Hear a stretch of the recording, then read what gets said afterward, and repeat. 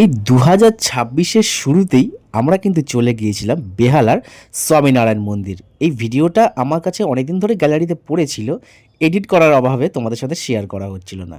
আজ finally share করলাম। আমি কিন্তু সোনারপুরে যেহেতু থাকি, তাই সোনারপুর SD5 বাস স্ট্যান্ড থেকে SD5 বাস ধরেই কিন্তু আমরা চলে গিয়েছিলাম এই মন্দিরে। ডাইরেক্ট SD5 বাস গিয়ে এই মন্দিরের সামনেই দাঁড়ায়। তোমরা চাইলে আমতলা রোড হয়েও আসতে পারো, অথবা জোকা মেট্রো স্টেশন কিন্তু এখান থেকে কিছুটা হাঁটা পথে। তোমাদের যেটা সুবিধা তোমরা সেভাবেই আসবে। আমি এর আগে এখানে আরও একবার গিয়েছিলাম, এটা আমার সেকেন্ড টাইম। আর এইবারে যেন আরও বিশেষ করে খুব ভালো লাগছিলো, কারণ আমরা এইবারে গিয়েছিলাম একটু সন্ধ্যের টাইমে, যখন আলোগুলো জ্বলে ওঠে না, খুব সুন্দর লাগে। তোমরা যারা এখানে প্রথমবার আসছো তোমাদের এখানে ভীষণ ভালো লাগবে। আমি বলে দিই, এখানে কিন্তু তোমরা ভোগ প্রসাদও গ্রহণ করতে পারবে। এখানে ক্যান্টিনও আছে বিভিন্ন খাওয়ার।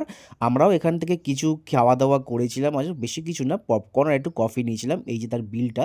কিন্তু তোমরা চাইলে এখানে প্রসাদও গ্রহণ করতে পারবে 50 টাকা 100 টাকার বিনিময়ে। তোমরা যেটা খুশি সেটা কিন্তু কিনতে পারো, অথবা এখানে ক্যান্টিনও আছে, সেই ক্যান্টিন থেকেও তোমরা খেতে পারো।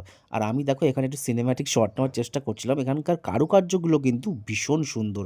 যারা এখানে দিনের পর দিন কাজ করেছে, আমি শুধু সেটাই ভাবছি। এই দেখো মিমি এখানে কী করছে, হাত দেখাচ্ছে।